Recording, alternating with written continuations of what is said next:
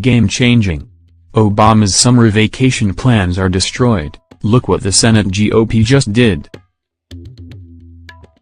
President Obama's health care plan got off to a terrible begin when the ridiculous Nancy Pelosi, at that point Speaker, made her well-known remark about it being important to vote on the law before understanding it, and in this way understanding what it was going to do to a subject that is unforgettable to each American, his or her well-being. The truth of the thing turned out from various perspectives to be more awful than what conservatives may have expected. However, in any case, the Democrats blamed the enormity and in addition all the disturbance it caused. It has provoked more than one private medicinal specialist to assert, "I am really just a federal government subcontractor." That's an alarming idea. It would take far too long to try and start to list everything that has turned out badly and will turn out badly as long as this animal is as yet alive.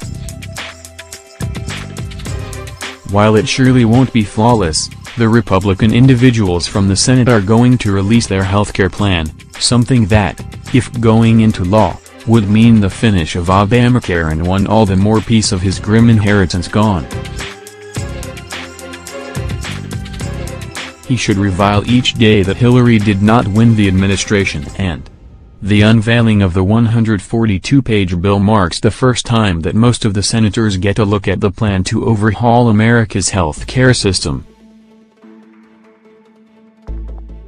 With Majority Leader Mitch McConnell pressing ahead for a vote next week, senators now only have a handful of days to decide whether to support or vote against the bill.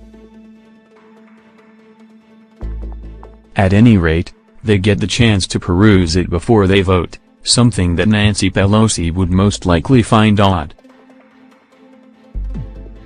All things considered, the Republicans are not all assembled on this bill, so it stays to be checked whether Mr. McConnell can direct it through to section. 4 conservative Republican senators Rand Paul, Ted Cruz, Ron Johnson and Mike Lee said they opposed the current version. And key votes ascends. Dean Heller and Susan Collins have also supported their support.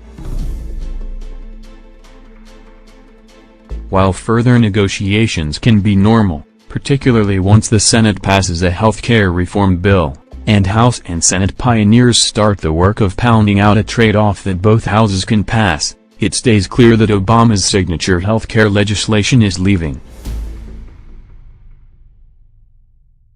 This will happen either when President Trump, at last, gets the chance to sign a bill that passes both places of Congress, or when Obamacare crumbles under the heaviness of its own failings.